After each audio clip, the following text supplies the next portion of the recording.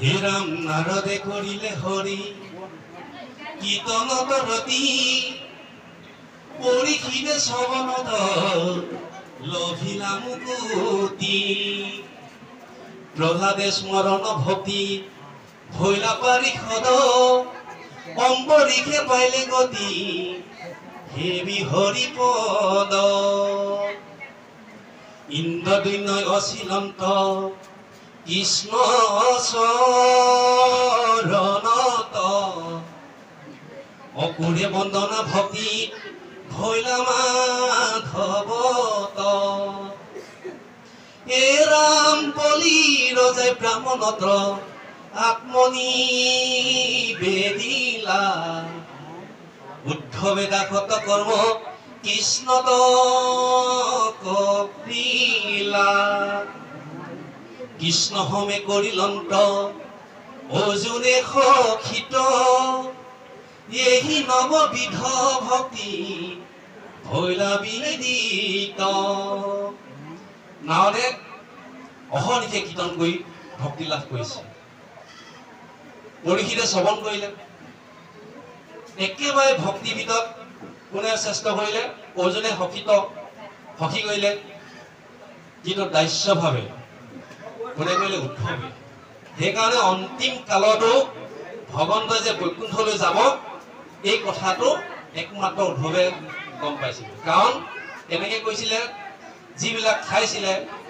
ভগৱন্তৰ যিখিনি মানে এৰেহা সেইখিনি খাইছিলে ভগৱন্তই যিখিনি পিন্ধি পিনি যিখিনি এৰি দিয়ে সেইখিনি কাপোৰ তেওঁ সেৱন কৰিছিলে গতিকে উচ্ছিষ্ট আহাৰ খাইছিলে গতিকে সেই ভক্তি কৰোঁতে কৰোঁতে সম্পূৰ্ণ কথাখিনি একমাত্ৰ উদ্ধৱে গম পাইছিল সেইকাৰণে উদ্ধৱে দাস্যভাৱে লাভ কৰিছে ইন্দ্ৰদৈন্য অচিলন্ত যেনেকৈ ইন্দ্ৰদৈন্যই কি কৈছিলে গ্ৰাহ আৰু গজেন্দ্ৰ কথাটো আপোনালোকে জানে দিহা নামত গায়ে থাকে গতিকে ইন্দ্ৰদৈন্যই কেনেকে কুন্দেমেৰে ব্ৰহ্মপুত্ৰ উপলক্ষ ধৰি আমি নামত গায়ে গৈছোঁ গতিকে সেইভাৱে প্ৰত্যেকজনে নবিধ ভক্তিত নজনে লাভ কৰিছে গতিকে সেইকাৰণে আমি ভক্তি কি এতিয়া ঈশ্বৰৰ প্ৰতি একান্ত সেৱা শ্ৰদ্ধা এই হৈছে ভক্তি মৰম স্নেহ গতিকে আমি ভক্তি যদিও আমাৰ ইয়াতেই আমি ভক্তি সিদ্ধি লাভ কৰিবলৈ যাওঁতে চৰণত বেছিকৈ ঠাই দিছে কেনেকৈ দিছে কাৰণ চৰণত কোন থাকে বিষ্ণু হিয়াখিত আদিত্য নাকে অচিনি কুমাৰ জিভাত বৰুণ বাক্য বহ্নিৰ সঞ্চাৰ কনে দিশ শ্ৰমে বায়ু ভোজে ইন্দ্ৰ থিতি পদে বিষ্ণু গুহে মিত্য লিংগে প্ৰজাপতি ৰাম চিত্তে বিষ্ণুমূৰ্তি অহংকাৰৰ দঠিত মনত চন্দমা বিধি আচন্ত বুদ্ধিত চৰণত বিষ্ণু সেইকাৰণে আমি কি কৰিব লাগে গৃহস্থীয়ে ভকত অহাৰ লগে লগে পল্লীমুখত চৰণত সেৱা ধৰিব লাগে ভকত ধুৱাই দিব লাগে ভকতৰ ধূলা পদধূলা মানে হিয়ত ল'ব লাগে তাত কোন থাকে বিষ্ণু থাকে কি হৈছে ভক্তি গতিকে ইয়াত ভক্তি বিভিন্ন ৰূপত ভাগ দিছে কিন্তু এটা কথা কপিল আৰু দেৱহূতিৰ মাজত আমি যদি চাবলৈ যাওঁ দেৱহূতি কোন ব্ৰহ্মাই যেতিয়া পঞ্চপ্ৰবাহ অবিদ্যা সৃষ্টি কৰিছিলে প্ৰথম সৃষ্টিতে পাতনি মেলিছিলে তেতিয়া পঞ্চপ্ৰবাহ অবিদ্যা তম তামিশ্য অন্ধ তামিশ্য মুখ মহামুখ এনেকৈ দি 5 বিধ গুণ সৃষ্টি কৰি তেওঁ মনত বহু দুৰ্ভাগ হৈছিলে তেতিয়া তেওঁ ভগৱন্তক চিন্তা কৰি 4জন দিব্যমুনি জন্ম দিছিলে কনক সনাতন গুণন্দ ভৰত কুমাৰ এতিয়া সেই 4জনক ব্ৰহ্মাই ক'লে যে সেই পুত্ৰগণ তোমালোকে ইয়াত থাকি সৃষ্টি কৰ্ম হাত দিয়া বা সৃষ্টি বহুৱা তেতিয়া সেই 4জনে কি বুলি ক'লে হে পিতৃ দেৱতা মই ইয়াত থাকি আমি ঈশ্বৰক আৰাধনা কৰি আমি পৰম আনন্দ লাভ কৰিব পাৰিম। গতিকে আমি আৰু এই সৃষ্টি কামলৈ আগ নাবাঢ়ো। তেতিয়া তেওঁলোক তাৰ পৰা গুচি গ'ল। তেতিয়া ব্ৰহ্মাক অৱজ্ঞা অপমান ব্ৰহ্মাৰ কথা যেতিয়া নুশুনিলে, তেতিয়া ব্ৰহ্মাই মনত খুব ক্ৰোধ ভাৱ হ'ল, চকুৰ ৰঙা হৈ গ'ল। তেওঁ ভ্ৰমৰ চেলাউৰিৰ পৰা ৰুদ্ৰক জন্ম হ'ল। এতিয়া শিৱ জন্ম হ'ল। আৰু ৰুদ্ৰ জন্ম হোৱাৰ লগে লগে তেওঁ চিঞৰিছিলে, খুব কান্দিছিলে। কন্দাৰ লগে লগে তেওঁ পিতৃক সুধিলে, মোৰ নাম কি আৰু মই কি কৰ্ম কৰিব লাগে। তেতিয়া ব্ৰহ্মাই ক'লে, তোমাক নামটো মই ৰুদ্ৰ দিলোঁ আৰু 11টা নাম দিলোঁ। ভাগৱতত সম্পূৰ্ণ আছে, আপোনালোকে চাব। আৰু 11গৰাকী পত্নী দিলে, একাদশ স্থান দিলে যে তুমি ইয়াত সৃষ্টি কৰ্মত আগবঢ়িবা। তেতিয়া ৰুদ্ৰই কি কৰিলে, সেৱা জনাই তেওঁ একাদশ স্থানলৈ গৈ বিভিন্ন ভূত প্ৰেত পিশাচ এইখিনি জন্ম দিলে। কাৰোবাৰ 3টা চকু, কাৰোবাৰ 4টা, 3খন ভৰি, এনেকুৱা মুকুট চকু ইত্যাদি ইত্যাদি ভয়ানক তীব্ৰ আৰু উগ্ৰ এনেকুৱা সৃষ্টি কৰিলে। গোটেই ব্ৰহ্মাণ্ডখন ত্ৰাস সৃষ্টি কৰি দিলে। তেতিয়া ব্ৰহ্মাই ভাবিলে যে ৰুদ্ৰই যিখিনি সৃষ্টি কৰিলে, এই সৃষ্টি কৰা দেখোন গোটেই বিশ্ব ব্ৰহ্মাণ্ডখন ধ্বংস হৈ হ'ব। সেইবুলি ভাবি তেওঁ মৰমসনা মাতেৰে ব্ৰহ্মাক ব্ৰহ্মাই মাতি আনি ক'লে, হে পুত্ৰ, তুমি আৰু সৃষ্টি কৰ্ম কৰিব নালাগে। তুমি যিখিনি সৃষ্টি কৰিছা এই বিশ্ব ব্ৰহ্মাণ্ডখন ধ্বংস হ'ব। তুমি ঈশ্বৰক আৰাধনা কৰা। যেতিয়া তোমাৰ সৎ জ্ঞান জন্ম হ'ব, উপজিব, তেতিয়া তুমি আকৌ পুনৰ সৃষ্টি কৰ্ম কৰিবা। তেতিয়া ৰুদ্ৰই ব্ৰহ্মাক সেৱা জনাই তেওঁ তাৰ পৰা গুচি গ'ল। তেতিয়া ব্ৰহ্মাই তেওঁ ঈশ্বৰক আৰাধনা কৰি 11জন দিব্য মুনি জন্ম দিছিল। নাৰদ, অংগিৰা, অতি, পুলহ, পুলস্তি, দক্ষ, ভিগু, মৰিচি আৰু কুতু, এনেকে দি। তেতিয়া মনতে ভাবিলে যে মই ইমান মহা মুনিসকলক সৃষ্টি কৰাৰ পিছতো সৃষ্টি কৰ্ম কেলে আগবঢ়োৱা নাই। এই বুলি ভবাৰ পিছত তেতিয়া তেওঁ মনত পৰিলে যে নাৰী জাতি যদি জন্ম নহয়, তেতিয়াহ'লে সৃষ্টি কৰ্মৰ সম্পূৰ্ণ মিছা হ'ব। এই বুলি তেওঁ ব্ৰহ্মাই নিজৰ দেহটো দুভাগ কৰিলে। সোঁ ভাগৰ পৰা স্বয়ম্ভু মনু আৰু বাওঁ ভাগৰ পৰা শতৰূপা। তেতিয়া দুয়োকে ক'লে ব্ৰহ্মাই যে তোমালোকে ইয়াত থাকি প্ৰজা সৃষ্টি কৰে। তেতিয়া সেই দুজনে স্বয়ম্ভু মনু আৰু শতৰূপাৰ দুয়ো মিলিত হৈ 2জন পুত্ৰ জন্ম দিলে। এজন হ'ল উত্তমপাদ আৰু 2 নম্বৰজন কি আছিলে নামটো, আমাৰ হাতীমে বাবে জানিব, প্ৰিয়ব্ৰত, কৃষ্ণ প্ৰিয়ব্ৰত আৰু উত্তমপাদ। 3গৰাকী কন্যা জন্ম দিছিলে, আহুতি, পহুতি আৰু দেৱহুতি। আৰু সেই দেৱহুতি হৈছে এই কপিলৰ মাতৃ। ইতিমধ্যে কদম মুনিও ঠিক যেতিয়া ব্ৰহ্মা আদেশ পায়, যে কৈছিলে ব্ৰহ্মাই যে হে পুত্ৰ, তুমি ইয়াত থাকি প্ৰজা সৃষ্টি কৰা। তেতিয়া কদম মুনি কি কৰিছিলে, তেওঁ 10,000 বছৰ তপস্যা কৰিছিলে ভগৱন্তক। তেতিয়া ভগৱন্ত আহিলে, আহি পিনি ক'লে, ভগৱন্ত যেতিয়া ওলাই দিলে, তেতিয়া মানে কপিলে ক'লে যে সেই প্ৰভু, তুমি আজি মোক দেখা দিলা। এতিয়া ভগৱন্তই ক'লে যে তুমি ইমান দিনে তপস্যা কৰিছা, কি লাগে, কি বৰ লাগে কোৱা। এই বুলি কোৱাৰ লগে লগে তেতিয়া ক'লে যে মোক এগৰাকী কন্যা দিয়া। এতিয়া ভগৱন্তই ক'লে, আৰু এবছৰ মানে এগৰাকী কন্যাৰ কাৰণে তুমি ইমান বছৰ যুগ তপস্যা কৰিব লাগে নেকি? তেতিয়া কদমমুনিয়ে ক'লে যে হে প্ৰভু মোক এনেকুৱা এগৰাকী কন্যা দিয়া যিগৰাকী কন্যা পালে মই এজন সৎপুত্ৰ জন্ম দিব পাৰিম। তাৰমানে ভক্তিখিনি ইয়াতে সোমাই আছে। এগৰাকী সতীৰ পৰা সৎপুত্ৰ জন্ম হয়। সেইকাৰণে আমাৰ খাদ্যত ক্ৰিয়া আছে, অন্নত ব্ৰহ্ম আছে। কাৰণ অন্নৰ আমাৰ খাদ্য যোগেদি আমি বহুত সেইকাৰণে সাত্বিক খাদ্য খাবলৈ কৈছে। ৰাজসিক আৰু তামসিক এই খাদ্যবিলাক কেতিয়াও সেৱন কৰিবলৈ নাই কোৱা। সেইকাৰণে ভকতে সদায় সাত্বিক খাদ্য খায়।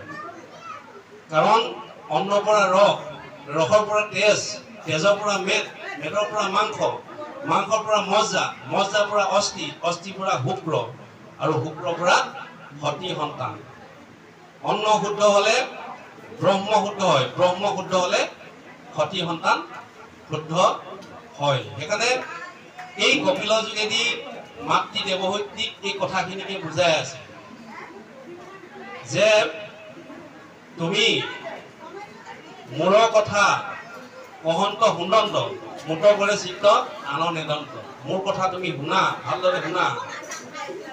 তুমি মনটো, তোমাৰ মনটো মোৰ চৰণত অৰ্পণ কৰি দিয়া। গতিকে তুমি যদি ভাল মানুহ হ'ব বিচাৰিছা তেতিয়াহ'লে তোমাৰ মনটো মোৰ চৰণত অৰ্পণ কৰি দিয়া আৰু বেয়া সং ত্যাগ কৰা। সেহি সংগে নিতে যদি সাধুত কৰিত মুখ্য দুৱাৰতেৱে পয় মুকুট। তেতিয়াহে মুখ্য দুৱাৰখন লাভ কৰিব পাৰিবা।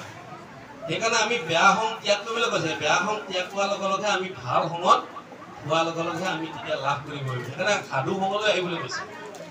জ্ঞানে কৰ্মে তাইতে নাপাৱে ভকতি নোপজে যাৱে। যেতিয়ালৈকে ভক্তি লাভ নহয়, সেই কথাটোকে ইয়াত একাদশ স্কন্ধত সম্পূৰ্ণ ভক্তি কথাটো বৰ্ণনা কৰিব লাগিব। কিন্তু এই স্কন্ধত ইমান সহজ সৰল ভক্তি, কাৰণ কপিলে মাতৃ দেৱহতীক বুজাইছে। চব ইফালে প্ৰহ্লাদে শিশুসকলক আৰু লগতে নিজৰ গুৰুকো সন্তানকো বুজাইছে। তেনেহ'লে বুজাব লাগে কোনে, বুজাইছে কোনে? সেইকাৰণে আমি তেওঁ ঈশ্বৰৰ যেতিয়া অৱতাৰ হৈছে, কাৰণ কদমে এই তপস্যা কৰাৰ ফলত দেৱহূতিক লগ পালে। দেৱহূতিক লগ পোৱাৰ লগে লগে ভক্তি মাতৃ ঘৰত ভগৱন্ত নিজেই অৱতাৰ হৈছে, আৱিৰ্ভাৱ হৈছে। সেইকাৰণে আমাৰ গৃহটো ঠিক ভকত আৱিৰ্ভাৱ হ'বলৈ হ'লে আমি যেতিয়া ভক্তি কৰিব লাগিব, সেই কথাটোকে ইয়াত লিপিবদ্ধ কৰিছে। কাৰণ ভাগৱতৰ কথাটো বহুত ডাঙৰ কথা। এতিয়া আমাৰ কাৰ্যসূচী এভাগ আছে, আমাকন আছে, ইত্যাদি ইত্যাদি আছে। সময়টো খুব চৰ্ট চমু হৈছে, গতিকে এইকেইটাকে কথা কৈছোঁ। কাৰণ ভাগৱতৰ মানে কথাটো আৰম্ভ কৰিবলৈ যাওঁতে এঘণ্টাৰ ওপৰত লাগে। গতিকে আমি এইটোকে কৈ সামৰণি মাৰিছোঁ। গতিকে আশা ৰাখিছোঁ যাতে আমি ভক্তি যেতিয়া এই শ্ৰৱণ কীৰ্তন দ্বাৰাই অহৰ্নিশে যদি আমি থাকোঁ, তেতিয়াহ'লে আমি বৈকুণ্ঠত দুৱাৰ লাভ কৰিব পাৰিম। কিন্তু আমি বৈকুণ্ঠখন আমি ভাবি থাকিলে নহ'ব যে বৈকুণ্ঠলৈ যাম আৰু বাকীখিনি যাব স্বৰ্গ। এতিয়া স্বৰ্গৰ কথাটো এই বামজনে অকণমান আঁতৰি গৈছে, কিন্তু স্বৰ্গৰ কথাটো হৈছে পুণ্য ক্ষয় ভৰিলে দুনাই নৰকত মজে। কিন্তু গীতাত এইভাগে কৈছে, যেতিয়া বেদে প্ৰথমতে কি বুলি কৈছে, কৰ্মৰ দ্বাৰাই গতিৰ কথা কৈ আছে। কৰ্মটো দেখুৱাইছে যেনেকৈ এটা শিশুক যেনেকৈ এটা দৰৱ খুৱাবলৈ হ'লে, ঔষধ খুৱাবলৈ হ'লে কি কৰিব লাগিব, গুণৰ দ্বাৰাই। ঠিক এই কৰ্মবিলাক হৈছে, কৰ্মকাণ্ডবিলাক হৈছে কিছুমান মানে গুণৰ, লোভৰ দ্বাৰাই শেষত কৈ দিছেগৈ ভগৱন্তই যে নিগুণ ভক্তি কৰা। প্ৰথমতে গুণময় কৰা, শেষত ক'লেগৈ যে নিগুণৰ দ্বাৰাহে মোক লাভ কৰিব পাৰিব। যেনেকৈ গুণৰ দ্বাৰাই, কলৰ দ্বাৰাই যেনেকৈ শিশুটোক ঔষধ খুৱাই, কিন্তু আচল কথাটো হৈছে গুণটো হৈছে ঔষধ হয়। ঠিক তেনেকৈ ভক্তি দ্বাৰাহে সমস্ত ভক্তিৰ ভিতৰত মানে ভক্তিয়ে শ্ৰেষ্ঠ কৰিছে। যিমান কৰ্মকাণ্ড কৰাৰ পিছতো ভক্তিয়ে শ্ৰেষ্ঠ কৰিছে। এই ভক্তিৰ দ্বাৰাহে ভগৱন্তক লাভ কৰিব পাৰে গতিকে কথাটো ইয়াত বৰ্ণনা কৰিছে কৃষ্ণ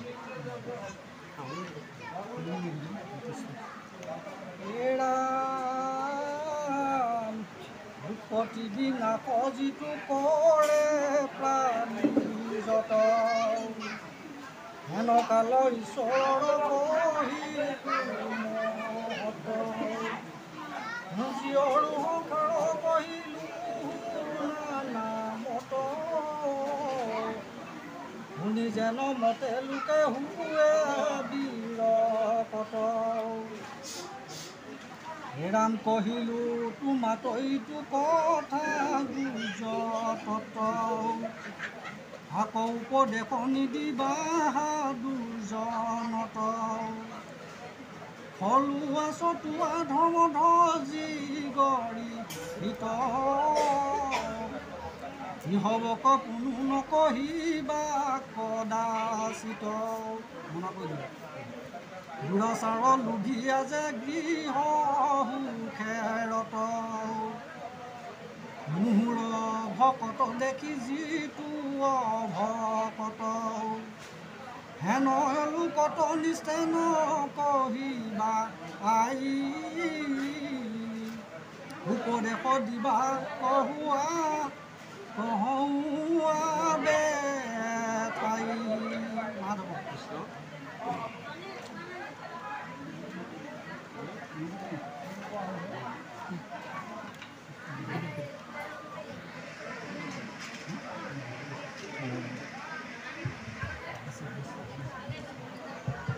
কৃষ্ণ ইয়াত অভকতৰ কথা কৈছে এতিয়া আমি ভকত হ'ব লাগিব ভকতৰ গুণকেইটা সম্পূৰ্ণ লাগিব ভ শব্দে ভগৱন্ত ভৱ বিমোচন ভজন ভক্তিত সুৱন্ত হিজন ক শব্দে কৃষ্ণক পবিত্ৰ পৰম আত্মা জানন্ত কৃষ্ণ সমস্ততে হন ল শব্দে তৰণ উপায় হৰিত হৰণ হৃদয়ে পদ্মত ধৰে কৃষ্ণ চৰণ এতিয়া ভতে কি বুলি ক'লে ভগৱন্ত ঈশ্বৰৰ চৰণৰ বিনে সংসাৰৰ কৰ্মে লিপ্ত নহয় যিজনে ভগৱন্ত ঈশ্বৰৰ চৰণ বিনে সংসাৰৰ কৰ্মত কোনোদিন লিপ্ত হৈ নাথাকে এতিয়া যেনেকৈ আপোনালোকে সংসাৰ লাগিব সংসাৰখন আমি এখন বিষহাৰী বুলি কৈছে গতিকে সংসাৰৰ মাজত সংসাৰ যাতে আমাক অতিক্ৰম কৰিব নোৱাৰে তাৰ মাজতেও আহি আমি ভকত সেৱা গুৰু সেৱা কৰিব পাৰোঁ সেইজনহে মানে ভটোৱে প্ৰকাশ কৰিছে ভটোৱে কৈছে কৰ্ম মায়াময় জানি কটাক্ষ নকৰে কৰ্তব্য ভাৱক মানি গুৰু সেৱা কৰে এই যে কৰ্তব্য মানে ঈশ্বৰ সেৱা গুৰু সেৱা সেইখিনিকে অনুভৱ এইখিনিকে যে মোৰ কৰ্তব্য এইটোকে মানি লয় ভটোৱে কৈছে গুৰু তত্ত্ব দেৱ তত্ত্ব নাম তত্ত্ব লৈ জ্ঞান তত্ত্ব দখি ভৈলে ভকত বোলই গুৰু কোন দেৱ কি এতিয়া বহুতে এতিয়া এক দেৱ একহে একবিধ নাই দেৱ এই কথাটো বিশ্বাসেই নকৰে এক ঈশ্বৰকটো বহুতে বিশ্বাসেই নকৰে এতিয়া বহুত ঠাইতে এনেকুৱা বিতৰ্কিত কথাবিলাক আহিছে গুৰুজনে ইমান সুন্দৰভাৱে এক দেৱ একহে একবিধ নাই দেৱ এইখিনি সম্পূৰ্ণ অন্য দেৱী দেৱ নকৰিবা হে গৃহেও নাযাবা প্ৰসাদো নাখাবা ভক্তি হ'ব বিবেচা তাৰ মাজতো আমিতো চব কৰিছে বহুতেতো এফালে পাঠো কৰিছে 7 দিন অখণ্ড ভাগৱতো পাতিছে সেই কথাখিনিকে ইয়াত প্ৰকাশো কৰিছে আকৌ গৈ পিনি পূজাও পাতিছে আৰু একেখিনি মন ল'ব মানুহখিনি ইয়াতো ছেক্ৰেটাৰী হৈছে তাতো গৈ ছেক্ৰেটাৰী হৈছে সভাপতি সম্পাদক হৈছে এতিয়া কেনেকৈ ভক্তি ধৰ্মটো কেনেকৈ আচল ৰূপটো গম পাব কিন্তু তাত এটা কথা আছে এই অজামিলা উপাখ্যানত সম্পূৰ্ণ দিয়া আছে কি বুলি কৈছে এই কথাটোকে ইয়াত প্ৰকাশ কৰিছে যে ভক্তি অধৰ্ম অভগতক কেতিয়াও এই কথাটো নকবা ঠিক অজামিলা উপাখ্যানতো এটা কথা আছে যে অভগতসকলৰ যদিও থাকে তেওঁলোকক কেতিয়াও ভক্তিয়ে চুব নোৱাৰে তেওঁ ভক্তি কথা নাজানে কাৰণ গুৰুও তেওঁলোকক ভক্তি কথা নকয় কাৰণ বৈকুণ্ঠখন হৈছে খুব সৰু জেগা কাৰণ বৈকুণ্ঠত বেছি ভকত নধৰে, মাত্ৰ কেইজনমানহে যাব পাৰে। সেইকাৰণে স্বৰ্গ যদি বৈকুণ্ঠলৈ যদি সকলো যাবলৈ বিচাৰে, তেতিয়াহ'লে ইয়াত দেখোন নৰক নামৰ মৰ্ত্য নামৰ এই মানুহ বুলি কোৱা প্ৰাণীবিলাক ইয়াত বিলুপ্ত হ'লহেঁতেন। সেইকাৰণে এই কৰ্মখিনিৰ দ্বাৰাই প্ৰভু ভগৱন্তই লীলা কৰি তাৰ মাজৰ পৰা বাছি বাছি বাছি বাছি মাত্ৰ 100 জনৰ ভিতৰত, 1000 জনৰ ভিতৰত এজন তেনেকুৱা ইত্যাদি ইত্যাদি কৰিব পাৰি। সেইকাৰণে আমাক মায়াৰ বিলাকে আৱৰি ধৰি থাকে। এই আৱৰি ধৰি থাকোঁতে আমি যদি তাৰ মাজতে যদি অতিক্ৰম কৰিব পাৰোঁ, ঈশ্বৰ সেৱা অহদিশে অবিশ্ৰামভাৱে যদি আমি ল'ব পাৰোঁ, তেতিয়াহে আমি বৈকুণ্ঠ দুৱাৰ লাভ কৰিব পাৰিম। কিন্তু বৈকুণ্ঠ দুৱাৰো তাত ভাগ আছে। এতিয়া মানে বৈকুণ্ঠখন হৈছে কি বোলে 9 কুণ্ঠা, কিন্তু মহাপুৰুষ গুৰুজনে ইয়াতেই বৈকুণ্ঠত দেখুৱাইছে কোনো শত্ৰুৱে যাতে আক্ৰমণ কৰিব নোৱাৰে, সেইখনেই বৈকুণ্ঠ। এইখন হৈছে দ্বিতীয় বৈকুণ্ঠ, 9 কুণ্ঠা। কিন্তু বৈকুণ্ঠলৈ গ'লে এতিয়া জয় বিজয়টো বৈকুণ্ঠত দৌৰি আছিলে, যদি আহিবই নালাগে বৈকুণ্ঠৰ পৰা কিয় আহিলে জয় বিজয়? কাৰণ নিজৰ ভক্তি বলত বৈকুণ্ঠত স্থান পোৱা নাছিল।